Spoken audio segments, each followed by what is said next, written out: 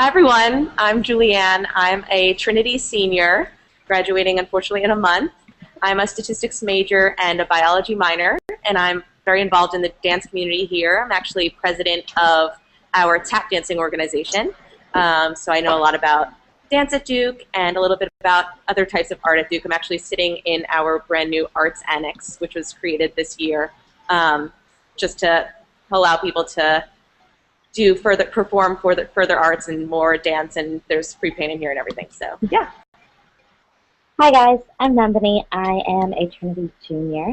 I'm an economics and public policy double major, and I started out as a dancer, but last year I became the director of arts advancement for Duke Student Government, and that has been mostly an advocacy role. The arts are changing a lot on campus, so getting to act in that capacity. And then last week I took over as president of Do Arts, which is our umbrella organization for all of the arts groups on campus.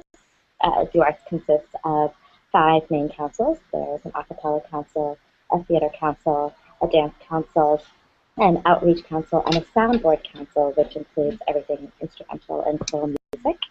I'm currently sitting in a cube inside of our student center called Duke Innovative Design Agency, shortened to DIDA. And so this is where all of the really great flyers that post around campus are made. They're hiding from you. But it's a lot of Photoshop and incredible design. Any student or any group who would like a flyer, a board, a poster, anything made, they can come and request the services of DIDA. Awesome. So in terms of why I decided to come to Duke, way back when in 2009, I was actually deciding between Duke and Cornell. I'm actually from Long Island, so Cornell is kind of 4 hours up the block, and then Duke was this beautiful, heavenly city and school 10 hours down. So as I was deciding, I cared a lot about dance on campus, just because it obviously wasn't my deciding factor between schools, for me at least, just because I was always more like math focused and everything, and dance had always just been a fun thing for me. But I still knew I wanted to have that fun part of my life remain constant. So as I was looking into the dance organizations of both schools, I found just so many options at Duke, and so much variety. Because I knew I had done dance team in high school, and I didn't necessarily want to just keep doing dance team. I wanted to try different styles, or really just dive into a new style like tap. I really just started doing a lot more in college. So seeing how much diversity there was in dance styles at Duke, and how many just other opportunities there were to try out other arts and everything, it just ended up being a very easy decision for me once I looked at those extracurriculars and how many options I had. Yeah, I guess my decision was based more in the academics. I was deciding between Duke, WashU, and Carnegie Mellon, except I had no idea what I wanted to pursue in my major. I spent the first 2 years at Duke switching majors probably every 2 months or so. And WashU and Carnegie Mellon are great schools, and they have really great medical and engineering programs, but I wasn't really sold on either of those myself. I didn't know if that was something I wanted to commit to, and I knew if I came to Duke that regardless of what major I ended up in, I would still get a quality education. It's been really exciting because I've been able to bounce around from cultural anthropology to linguistics to engineering back to econ. Awesome. So what's great about the first year is you kind of come in here with an open slate. You can, if you're like me, I know I wanted to continue dance, or if you come in here, you don't want to do dance anymore, you don't have to do it, or you can start dance for the first time. So what's great about that first year is you have all these activities for you on a plate. So, and that plate is called the Student Activities Fair. So during, right after orientation week, you have this huge fair right on East Campus, main quad, which is where all the first year students live on the East Campus.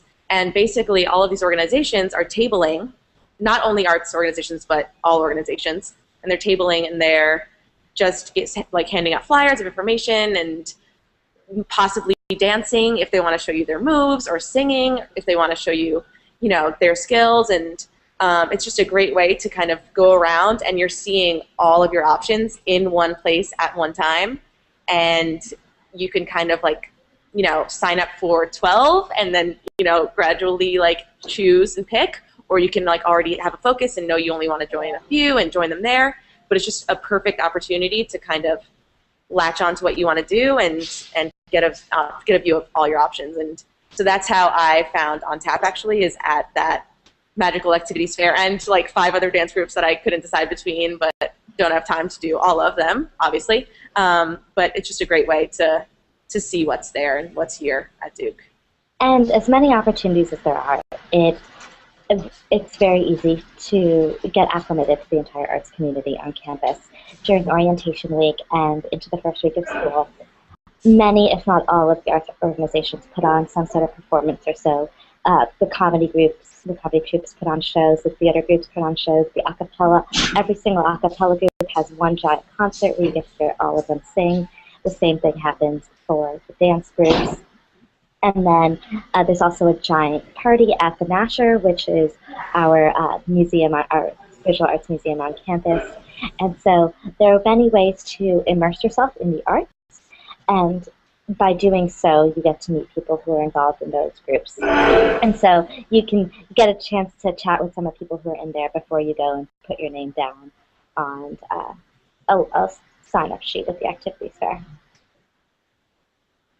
Awesome. Yeah, so a little bit about, now we're talking a lot about the extracurriculars in these arts.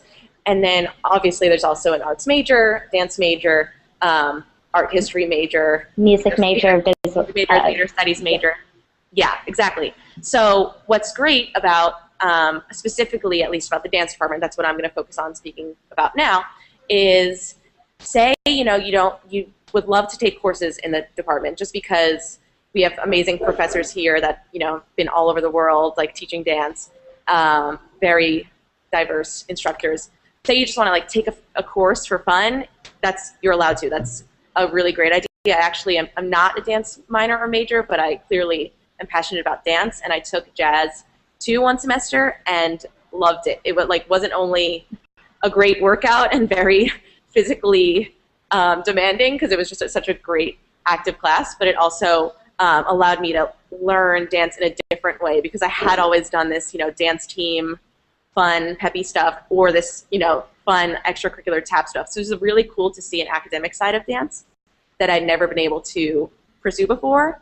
The thing with these dance classes, though, is unlike, you know, the fitness classes at the gym where you can just go whenever you want, these courses are courses that you enroll in, and they're half credits. You do get a grade for them. The grade comes from both your performance in class, not in terms of whether or not you're a good dancer, but in terms of how much effort you're putting in and how much you improve over the course of the semester. And also you'd have to attend a couple of performances over the semester, which there are many opportunities to attend these performances because so many great performers come onto our campus. So you attend a couple of performances, you write up a page on, you know, what you learned from them, what you saw, and that is how you get your grade for these dance courses. So. But in terms of courses just in general, though, that's definitely the same for theater, for visual media studies, for music, anything, and they are half courses, full courses. The beauty of Duke is because we have, though we have distribution requirements, they're not specific required courses that you have to take. And so if you're worried about getting your major or your minor done in time, there's still definitely ways that you can incorporate these various other arts classes into your academic schedule while you're here. Right. And so I'm excited. I'm taking jazz too for the first time this fall. I haven't taken a dance class yet, and it's a very exciting experience. We have so many great studios across campus. We have a couple of dance studios. We have a great dark room, silk screen studio. We have a couple of theaters that students practice and perform in. There's definitely quite a bit of support for the arts on campus.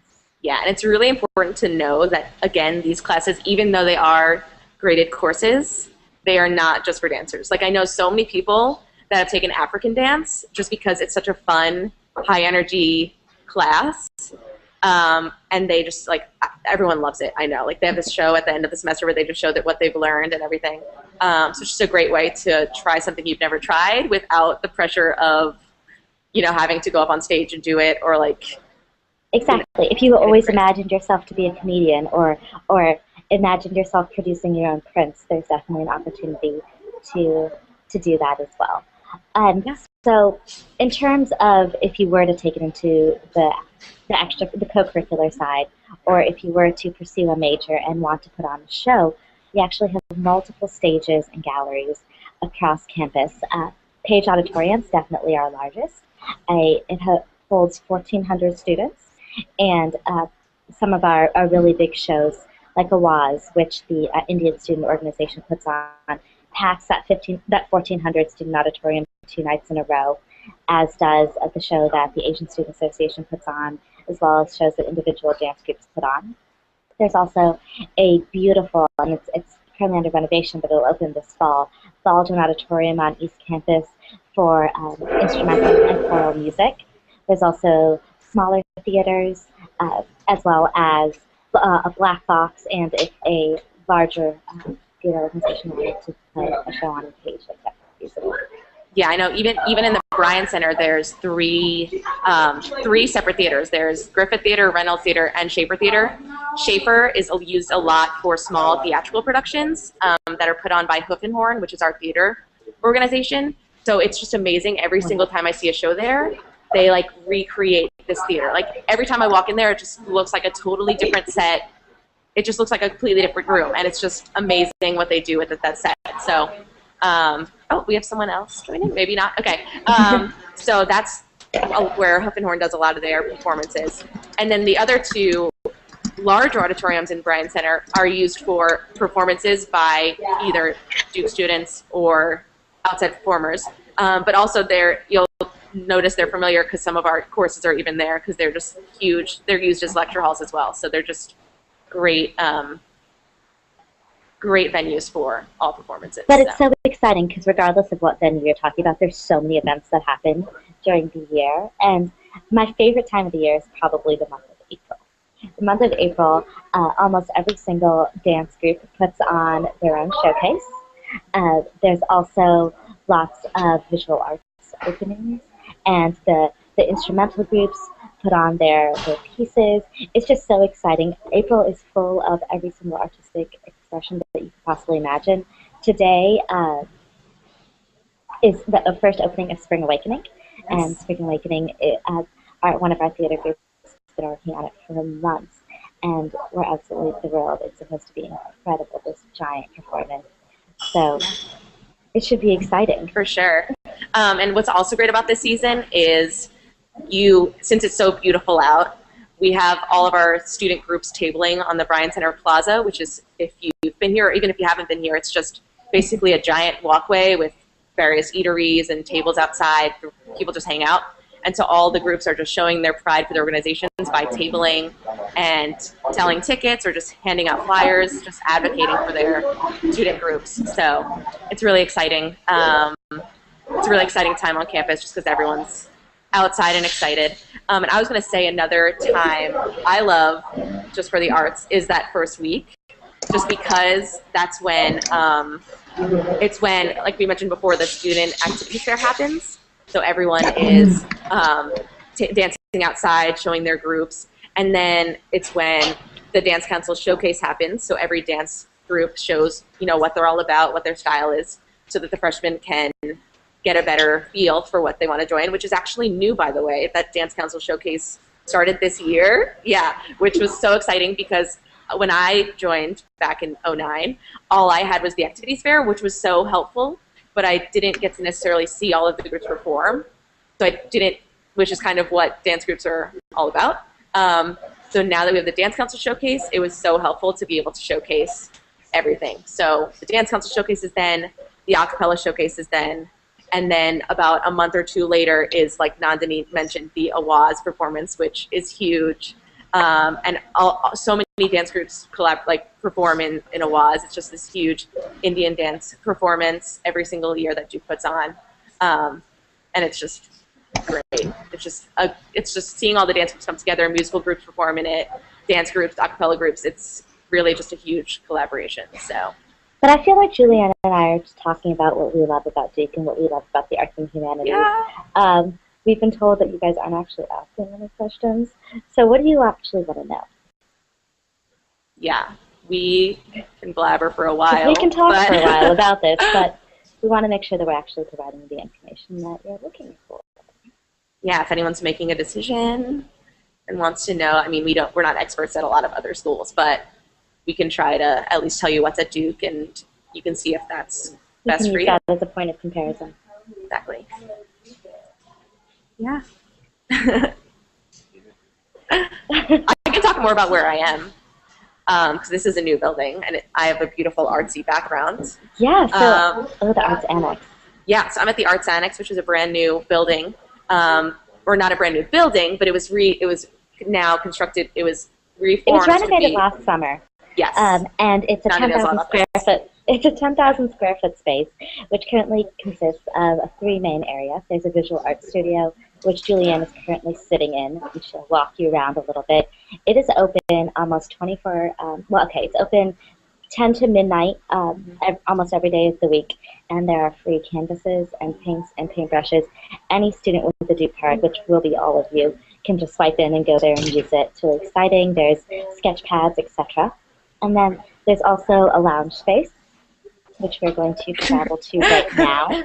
And the lounge space is just, it's designed for anyone who's interested in the arts or not interested in the arts, just come and relax. There's two main dance studios, and there's currently dancers in one of them, and then we have a second one that's through a door over there. Yeah. But it's really exciting. Julianne, if you will turn and look at the bike space really quickly. Yes. So the Duke's Bikes program currently operates out of the Arts Annex, but we are currently in talks with the administration to see if we can convert all of that into visual art space. So when you guys get here in the fall, that may look completely different. We may have ceramic studio with throw wheels and a dark room and a printmaking studio and all sorts of really exciting stuff in there. And the Arts Annex is definitely one of our newest and largest contributions to the arts community on campus. It's been very exciting. We are hosting Blue Devil Days events. If you guys are coming to Blue Devil Days, please come show up. We have lots of cool free stuff for you and activities for you to do. And then I might be performing. And then we're also hoping to host an Orientation Week event, which you guys are definitely not going to want to miss. No. Awesome. So another great thing about Duke is the town that we're in, the city that we're in, which is Durham, and the amount of performances and just arts opportunities available within the city. So specifically, we have DPAC, which is the Duke Performing Arts Center. So what's amazing about DPAC is the amount of performances that come. Like I know Seth Meyers from Saturday Night Live was here a few weeks ago doing a comedy show.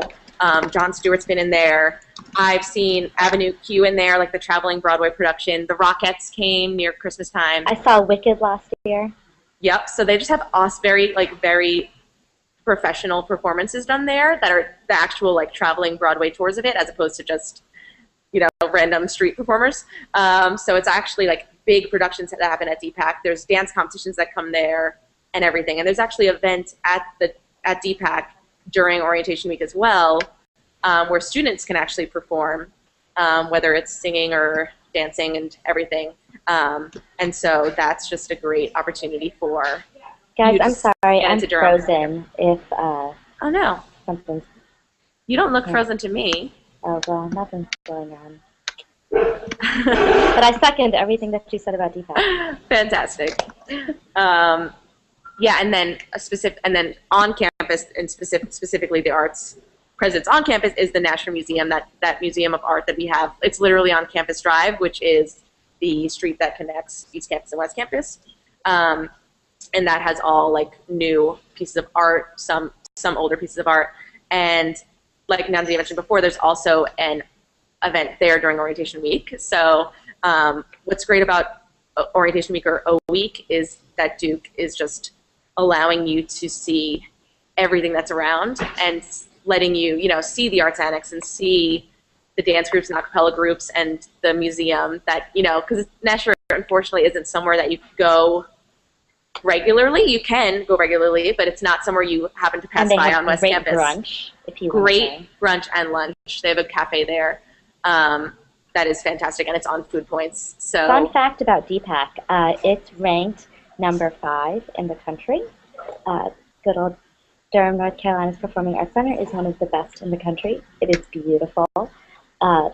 You guys should definitely come check it out when you get here. Actually, didn't even know that. That's awesome. Yeah. Learn something new every day. We have someone new. Everyone, this is Sarah. Let me make sure. Can you guys hear me? Yes. Okay. Hi, everyone. My name's Sarah. If you tuned into any of the previous chats, I was on the very first Google Hangout. I'll reintroduce myself, though, for anybody that's new. I'm a sophomore here at Duke. I'm from Granite Falls, North Carolina, which is a small town in western North Carolina, so not too far from Duke.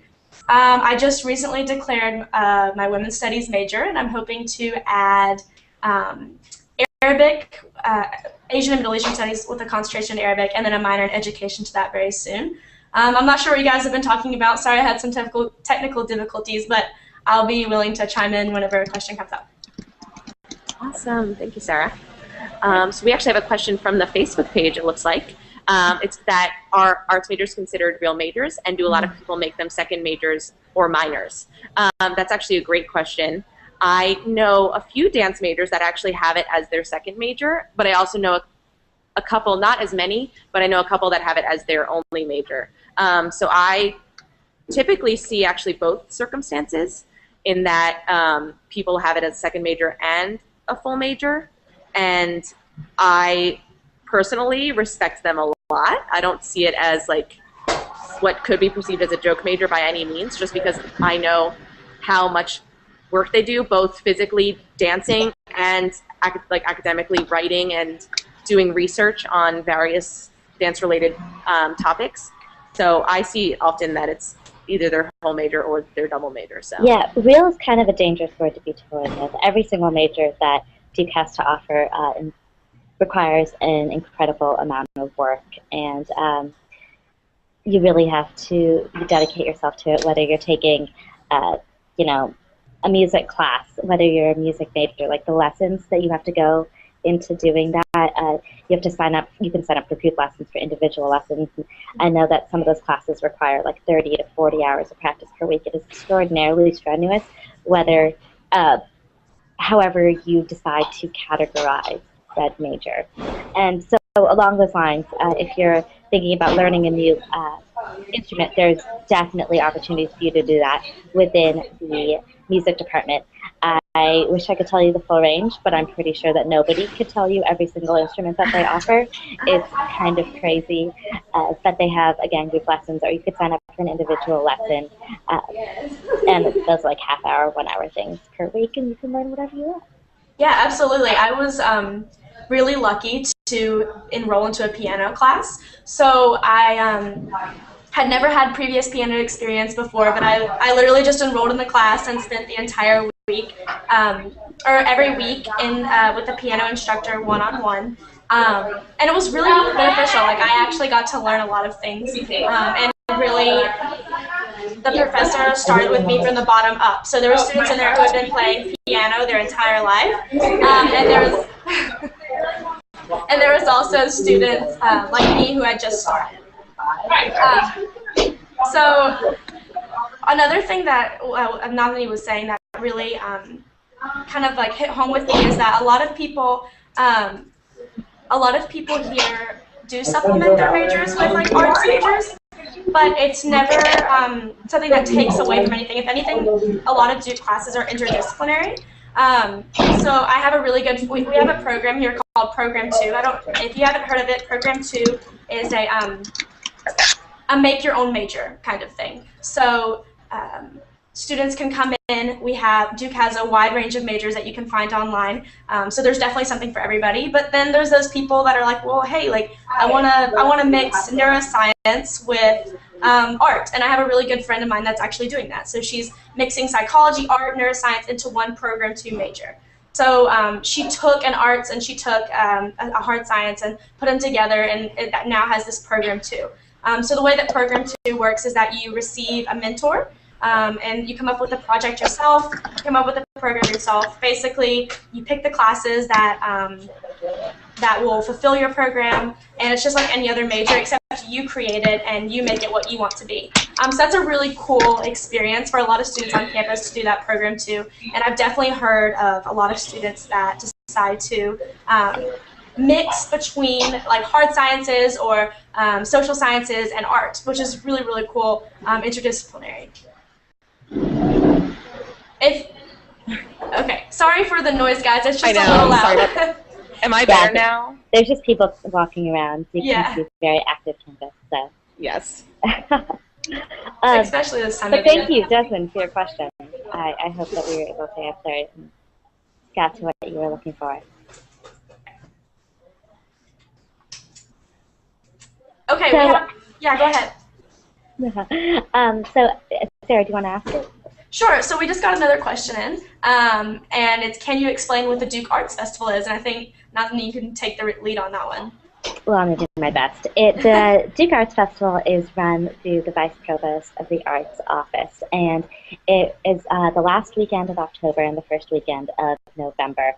And so it is it's a week long, but it ends in this thing called Demon. And Demon is the alumni office, the Vice Provost office, works very closely with the alumni office, and they bring in all of these arts alumni who come in and talk about their experience. They will sit down for one-on-one chats with you. They will have panels with you, basically tell you how they got to where they are. So, for example, oh my goodness, you guys have to help me out on this. Who is last year we had a couple of directors, dancers. It's really exciting. But throughout the week, there's a huge competition. People submit their visual arts work in hopes that they'll be able to display their work during the Duke Arts Festival. And then there's a rigorous process. I don't know that much about it, but there's a rigorous process to pick which artwork gets displayed, and then it gets put up for a week, and it's incredibly difficult and a high honor. Yeah, I can tell you now that I'm a senior and I've had to deal with all this job application stuff and all this networking. The Demon is Duke Entertainment Media and Arts Network, and I went to Demon Weekend this year, and the keynote speaker was actually the producer of the Hunger Games, which he's a Duke alum, which is awesome. Not like who my mom. I love Hunger Games. So that was awesome, and then it was just great to see. Because I don't know if you remember, I'm a statistics major, biology minor, which is not arts related at all. I could maybe apply stats to art, but not really much. So it's great to hear these entertainment professionals, whether they're producers or dancers or actors or anything, and they, to hear that they came from like a poli-sci major or something that's also not art related. It was just cool to hear that I don't have to do. I can still be in the arts or entertainment industry without having an arts background. So hearing their Duke experience and what they've built it into their careers, their arts careers, was just amazing and very inspiring. So, yeah. All right, great. We actually have another question that just came in. It's, what can you do with a major in the humanities? And I'll start with that. So a lot of people, when I tell them that I'm a women's studies major, they say, well, what are you going to do with that major in the future? And at first that question kind of tripped me up, because as a college student, I feel like a lot of people don't want to know what they do in the future. It's kind of a learning process, but I've started to just answer the question with, I can do anything. And I think the reason why humanities majors are so important and that so many students here major in the humanities is because what I was saying earlier, they're so interdisciplinary. So through my women's studies major, I am taking classes with a gendered lens, but on economics,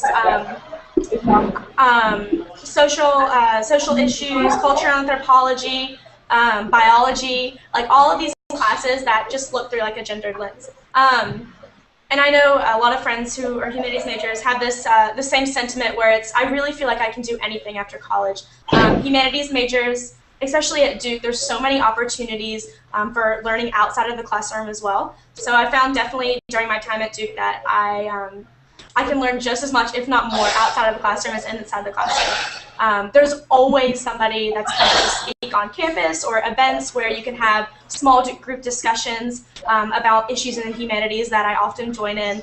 Dinners, chats with professors.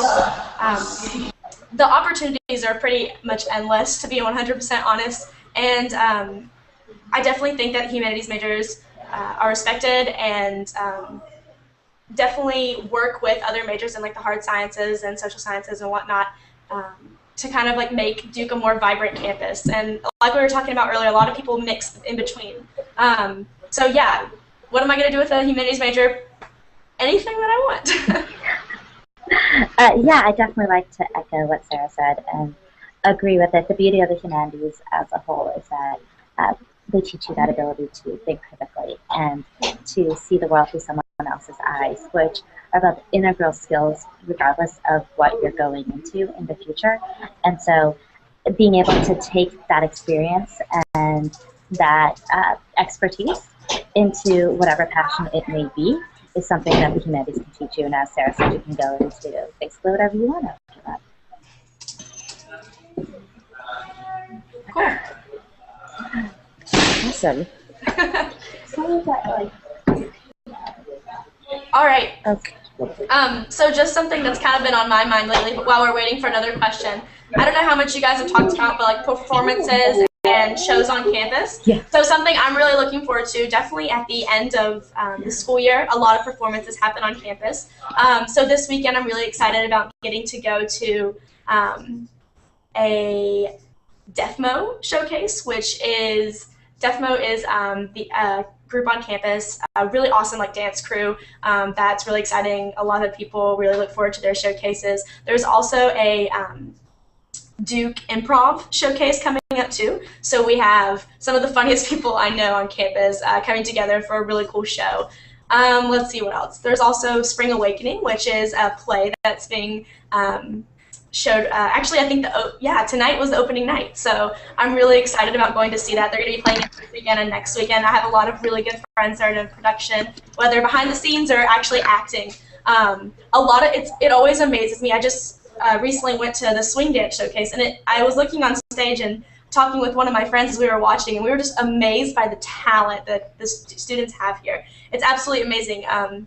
My friend is an engineer, and she was pointing out a girl on stage who had 30 minutes before been in lab with her making a device for a hearing aid. So she had just run over and is now in like this really competitive swing dance showcase that they had been practicing for months, just for fun. So a lot of students have a lot of really cool and different interests, and it's really cool to see all your friends be a part of all these really cool shows, whether music, art, performance-based. There's always something to do on campus, and a lot of really cool talents get to be showcased. Yeah, and can you hear me? What's great about these dance groups is that specifically actually swing and DEFMO is the collaboration between dance groups. So I'm not in swing and I'm not in DEFMO. As I mentioned before, I'm president of On Tap, but our dance group did a collaboration with actually both swing and DEFMO, just so that we can, because DEFMO's there, they do so many styles, but they're very hip-hop based. So we're doing like a hip-hop-ish tap routine, so like kind of a spin. And then same with the swing, we had some of our top girls do swing dance, so they got to learn the swing styles. So the amount of, say I don't have time, enough time to, try all three of these dance groups, but if I get to, focus on one and then be able to still try other styles, it's just an amazing collaborative environment for dance. So I've loved it. So yeah, it's been great. So yeah, I'll be performing in the DEFMO showcase this weekend, which is really exciting because even though I'm not in DEFMO, I'm collaborating with them. So it's really awesome. So I'm excited. And then I noticed there was a question on the pediatric program, and so we actually had an academic chat last week. And if you scroll down the Google Plus page, you'll be able to find that and watch the video that was live at the time. So if you want to watch that, there might have been a question regarding the pediatric program there, but unfortunately we won't be addressing it here since this one is more arts and humanities focused. Cool. Great, thank you so much, Julian. Okay, so we had another question come in. This one is about languages at Duke. So the question is, what are the classes like, and can you learn more than one language? So does anybody want to start on that? Yeah, I think I'll start. Okay. So I took Spanish all through high school, and then I came here. And it's like, as much as I love Spanish, there's so many other languages in the world, so I'd love to be able to see what else there was. So my first semester, I took Latin, and then I decided to follow it up with a semester of Spanish. And then this coming year, I'm taking a semester of Hindi. So there is definitely there's definitely an opportunity to take as many languages as you want.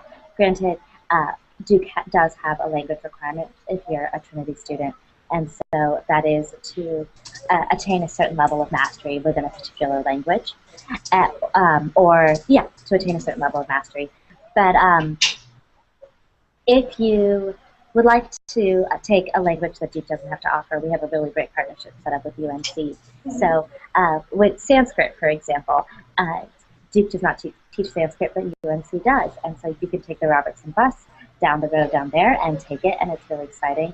But there's definitely a variety of languages here that I would never have thought to take. They teach, I'm pretty sure we teach Swahili, we teach Arabic, we teach a variety of other African languages that I just can't pull off the top of my head. But ACES has a very great collection of them. If you go there, they're usually each their own under the individual letters, whatever alphabetical letter they start with.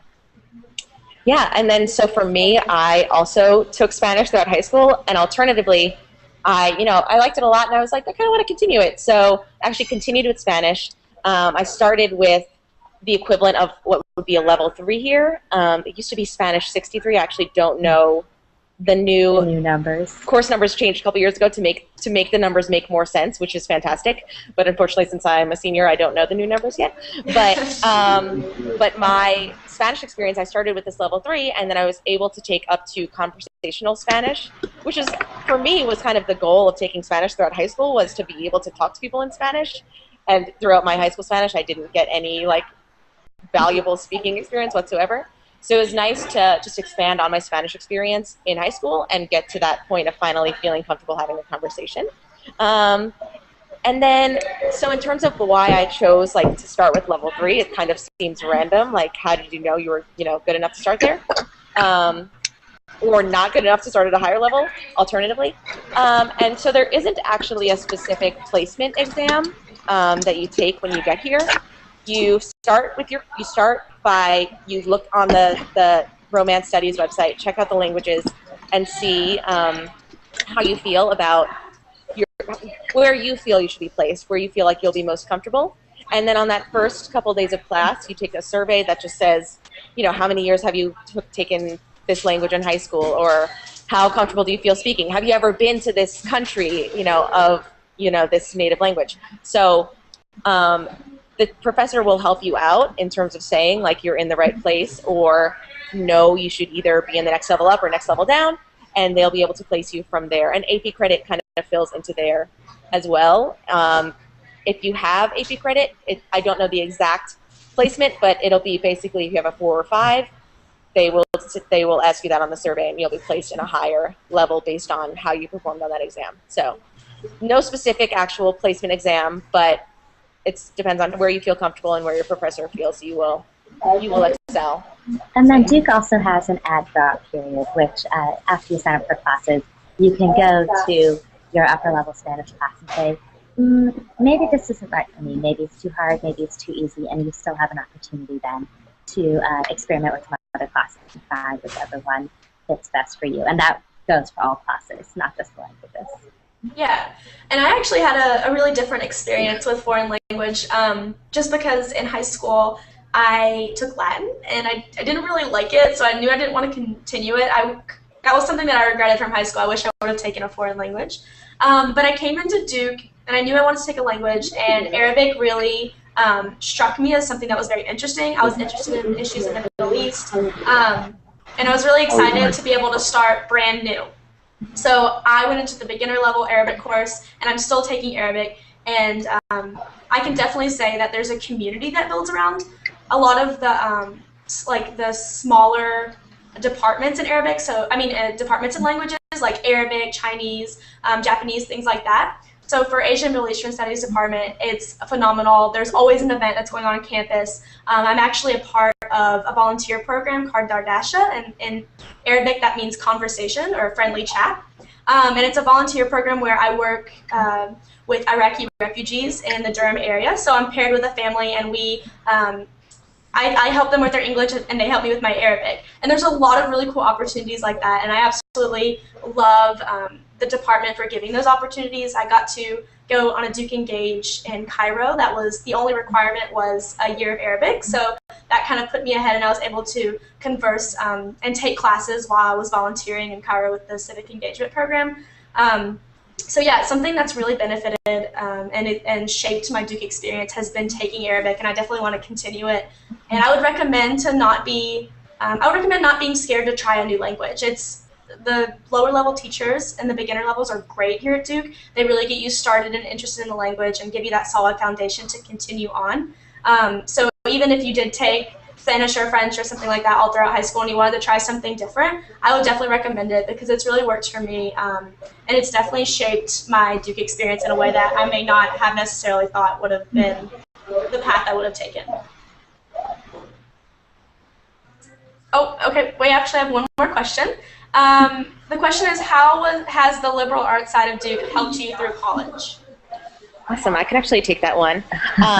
So as I mentioned, I'm a statistics major. And so as some of you may love math and stats, which is great, I do. But it's also very hard to do as often as you have to do it to be a stats major.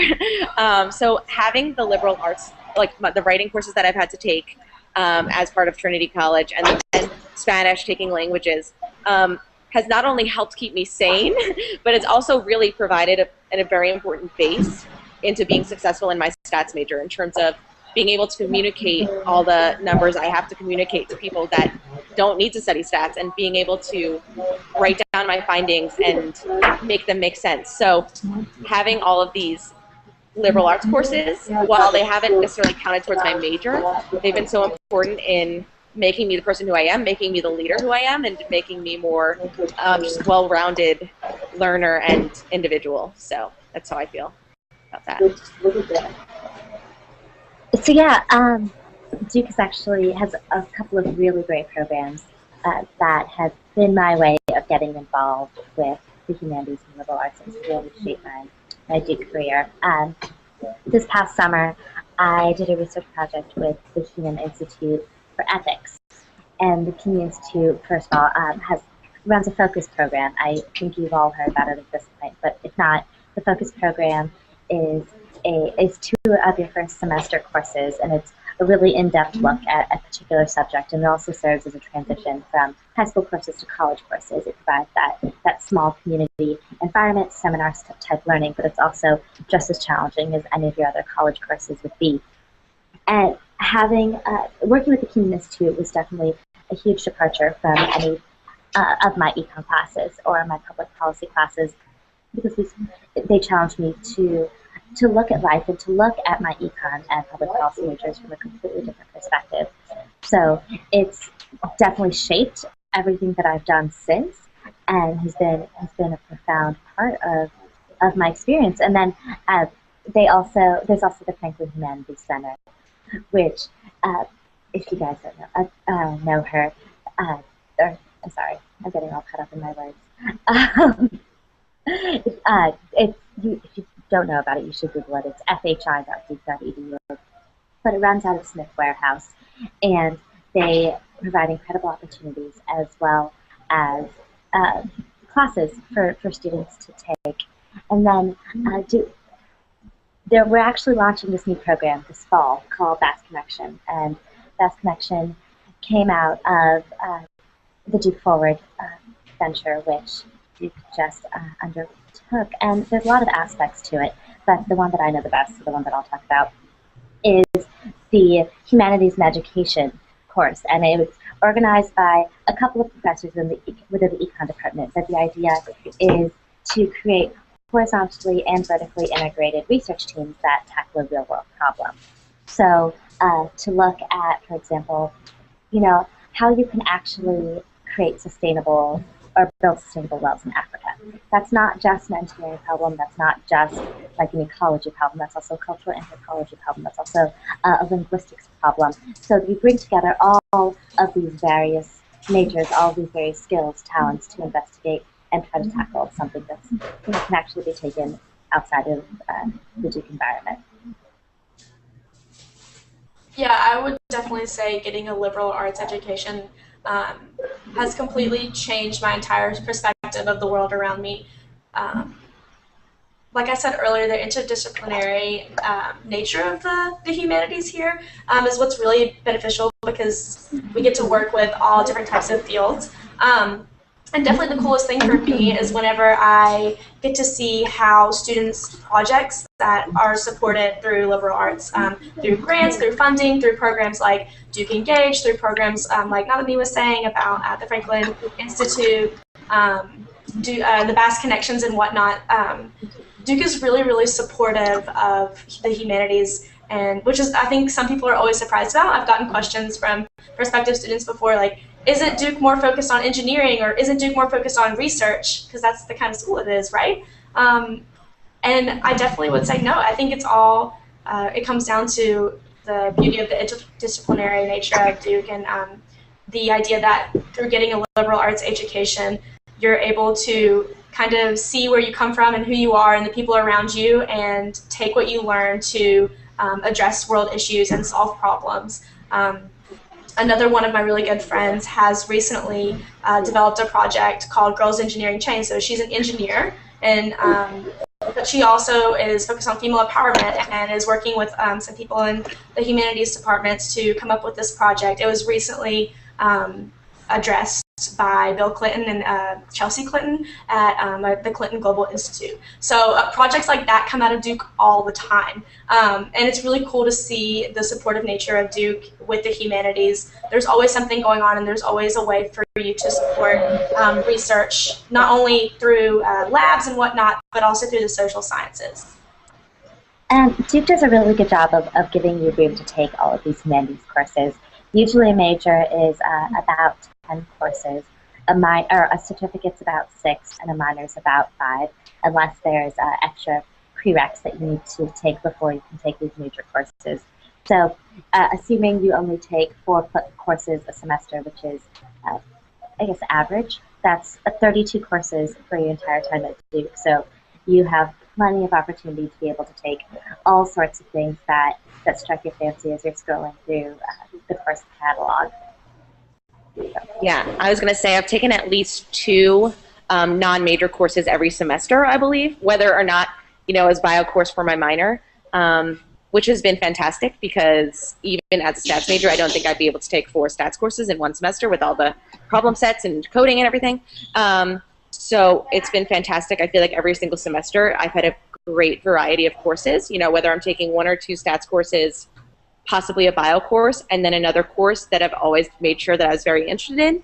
And it's always worked out that those have, most of the time, worked out in terms of filling my Trinity requirements, or TRECs, which require, a certain amount of arts, literature, and performance courses, certain amount of research courses, social science courses, various different aspects of classes that we have to make sure we cover. So, for example, like last semester I took a stats elective. I have a seminar class for my senior year stats research project. I took another bio course, and then my 4th course was on Michael Jackson because I'm a huge fan. It was in the African American Studies department, and it was fantastic. So there's always time to take courses outside of your major, and I highly recommend it. Yeah, absolutely. So we have one more question. It's a little off topic, but we're going to address it anyways because it's definitely a question that comes up for prospective students. So the question is, how is the Greek system at Duke, and what are your experiences with it?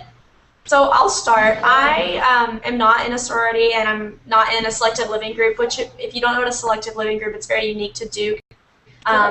It's a group, usually co-ed, but there's some that are that are separated by gender that come together, and they usually have like a specific theme about their house is what they're called. So there's one that's kind of focused on service, there's some that are focused on like building communities, and there's one that gets an entrepreneurship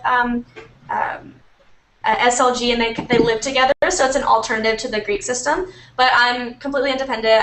I'm not a part of any of those, and I wouldn't necessarily say that it's greatly affected my Duke experience.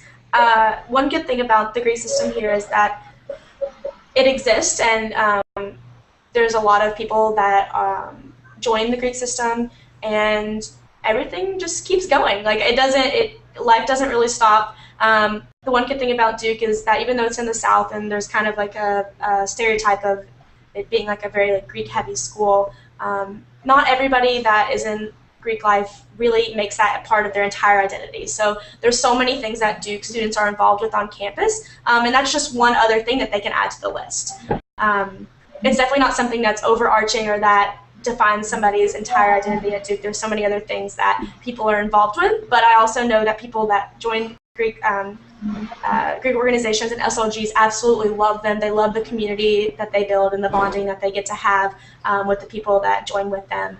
And they have really, really good experiences with it. I definitely think it's kind of up to your preference. And the good thing about Duke is that we don't have any rush in the fall. So you have the entire fall semester, if you choose to come to Duke, to just get your feet on the ground, worry about classes and making friends, and not necessarily have to worry about whether or not you're going to join an SLG or a Greek organization until the spring. So that way you can kind of have a clear head and understand whether or not you want to join or not, and kind of like make the decision your own rather than maybe feeling pressure to join in the fall. But like I said, I definitely think that people have really good experiences with it. It's really just up to your preference.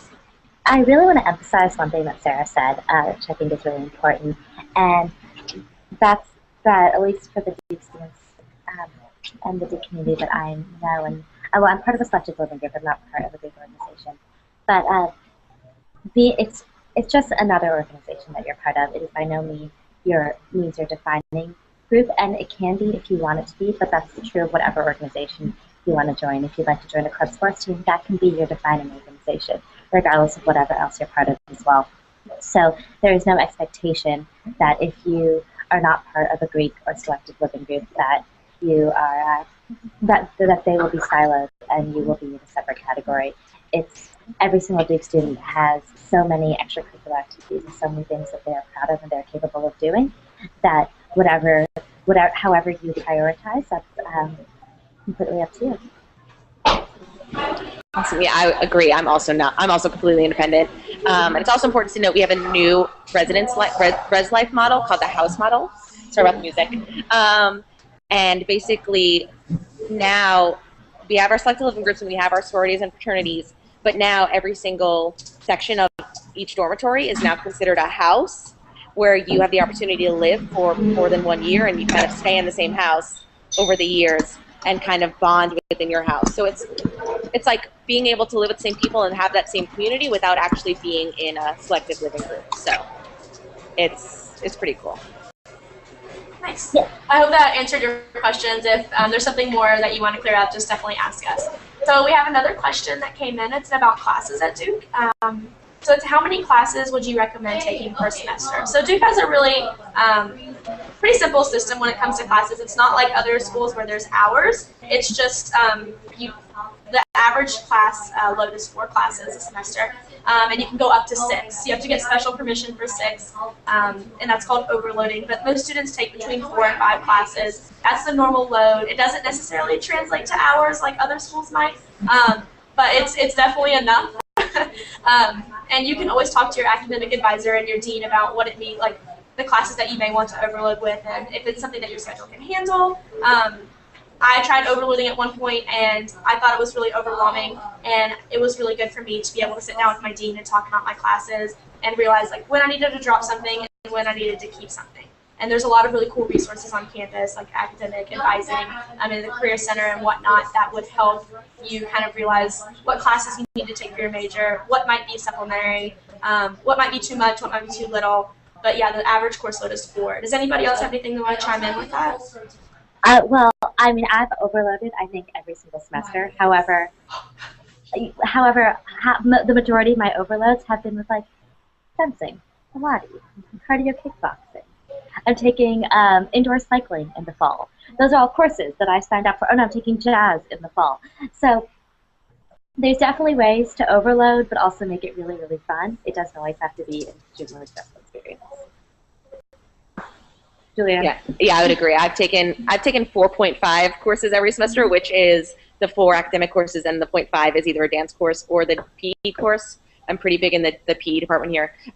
So I do support taking the last half credit course just because it's great to get that extra exercise in, and I just love fitness and dance. So that's the extent of my overloading. But I've felt like 4 has always been enough. For me, I took 5 one semester, and it was a lot, but it was manageable at the same time. I survived, clearly. We had a question earlier that I think we might have skipped. So Theater, there right? was a question about what opportunities there are for non-theater majors. And so there are currently, I believe, 7 theater groups on campus, and none of those require you to be a theater major to be part of. So whether you want to go into set design, acting, singing, if you want to be more musicals or more like sketch comedy, however you like to define your own personal theater, there are definitely plenty of groups for you to join, for you to be a part of. They put on performances throughout the semester, throughout the year. And so regardless of what your academic interests are, they by no means control your co-curricular experience. Yeah, I would agree. I've actually, as a non-dance major or theater major, anything of that sort, I've been able to be in a dance group, but I also was in one of the hoof and horn productions. It's called Chess, actually. I wasn't an actor just because I'm not into acting as too much, but I was in the dance ensemble for it. So that's another example of how you can be in a theater production. I've never done any theater before in my life. I've always just danced, and I was able to see what it's like to kind of produce a musical and be a part of that, and figure out staging in that way. So many of our shows also require pit orchestras. If you are a musician, there's definitely a way to get involved with theater productions of that as well.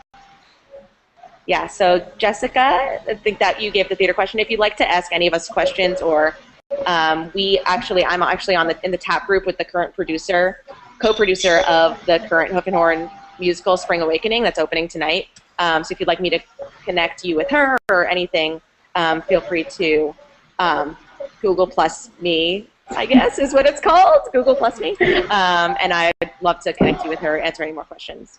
But there are so many shows that these theater productions put on, and there's a huge range. Last fall, they put on Ragtime. They put on Cabaret. What else did they put on in New York Times, Julianne? Let's see. They did Avenue Q. They did Avenue Q. Company. They're also putting on a King Lear performance. They're also putting on spoken word performances. So there is a huge range. So regardless of what you like to do, again. So much. So yeah, is there any other questions? Yeah, I think we have one question that kind of goes a little bit off of that. So it's, are there musicals hosted by theater groups? And I think we just kind of covered that. Yeah, there are. There's one happening right now. Literally. Literally right now. A lot of the stuff that's put on with the theater involves music, dance, lots of different arts that are brought in. So yeah, absolutely. There's a lot of really, really talented people at Duke. A lot of people who can sing and dance and act. So we just got a question that is so very timely. Do big name music group singers, DJs, come to Duke? Yeah. Sometimes. 13 days, actually. We will have our last day of classes. And LDOC, as it's shortened to, is an entire committee within our union, which is one of our student activities programming bodies. And every year they specialize in bringing in huge big artists for our last day, really to celebrate the fact that we made it through another year of school. So last year we brought in Macklemore and B.O.B., but we also have other huge names coming in. Tomorrow, actually, Smash Mouth comes in to perform. So excited. And then this year we have, who do we have coming in? We have Kendrick Lamar. Steve Aoki. And Travis Porter. Yeah. So they just have amazing performers coming all the time, or not all the time, but every single year there's a few events that happen. I mean, in the past, great artists. Right, but in the past though, like we brought in Aziz Ansari, but we brought in Salman Rushdie, we brought in we brought in Condoleezza Rice. Yeah. Today, John Huntsman taught my public policy class. Wait, really? That's awesome. That's really casual. Typical Duke.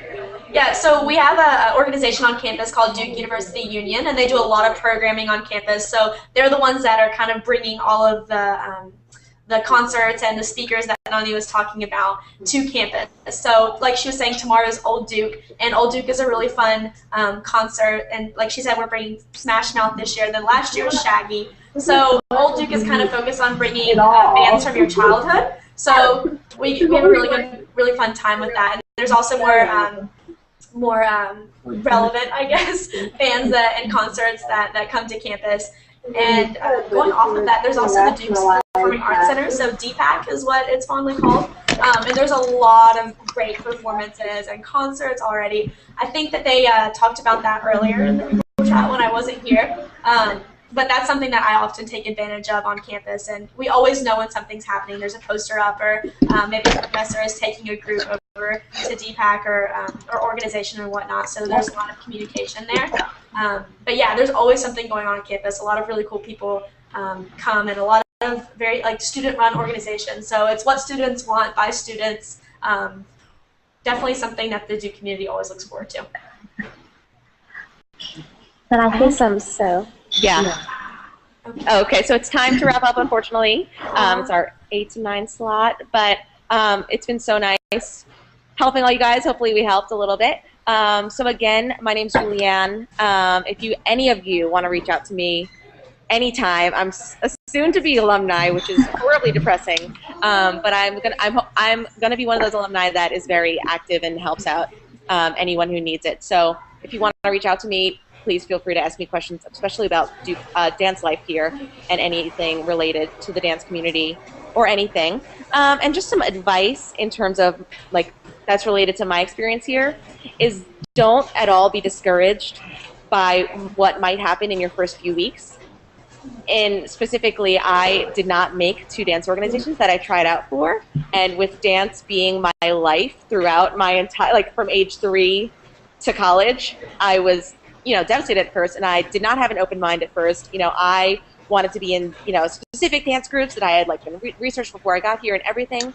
And what that led to was me finding the dance group that I'm now the president of, that has grown so much in my 4 years here. So please have an open mind to everything. Try new things, because if I had never decided to try tap and as a style, then I would never have had all this rewarding experience that I have. So have an open mind to all arts opportunities. Yeah, I think I'd like to echo much of what Julianne just said. Especially that first part is you guys are on campus for Blue Devil Days, which hopefully you're coming to one of the next couple. First one's the 18th, 19th of April, and then the 21st, 22nd. But I'd like to take that advice that Julianne just told you about having an open mind, and encourage you to apply it to your Duke experience as a whole, whether that's academics or co-curriculars. Duke has such an incredible range of opportunities. We touched on some of them, only a fraction of them in this talk, from the Humanities at large to Vast Connections, to the Human Institute, to the multitude of arts organizations. So give yourself a chance to just look at everything that there is, find a word that you've never heard of before, and just go check it out and see what it is. Because for all you know, it could be on tap for Julian that you've come to love and is your defining Duke experience? Yeah, absolutely. I couldn't reiterate those sentiments any more than what was just said. College is definitely about branching out and trying new things, and also strengthening the talents and the passions that you already have, like what Julian did with her dance. One piece of advice that I would definitely give to prospective students is reach out to upperclassmen, reach out to students that are already here at Duke. I know that people want to talk to you and that they're really excited that you were admitted. Congratulations to all of the class of 2017. It's a huge deal that you were admitted. The acceptance rate was really low, and we're all really proud of you and would love to see you on campus next semester. For me, I'm a blogger for admissions, so if you want that link, it's blogs.admissions.duke.edu. So there's a few students on there that are blogging about their experiences and basically just telling their Duke stories. So it's kind of a little bit more about what life is like at Duke outside of our brochure. So that's a really good resource for you, and all of our emails and contact information are on there. So feel free to email us. You can find a lot of the current Duke students on the Facebook group. If you're involved with that, it's the Duke class of 2017. There's also an admitted page. So feel free to ask questions there to get into contact with people. It's a really good resource, and we're definitely willing to talk about why we love Duke, why we think you should be here, and the kind of resources and opportunities that are available that really make Duke unique compared to the rest of the universities in the country.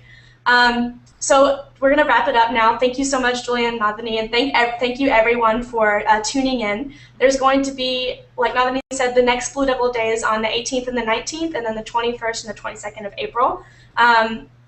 The questions that you guys asked were really awesome, and we really appreciate them. And like I said earlier, please continue to bring your questions forward to Duke students. We're here to help you. Thank you so much for tuning in, and we really appreciate it. And good luck with your college search. Bye. Bye.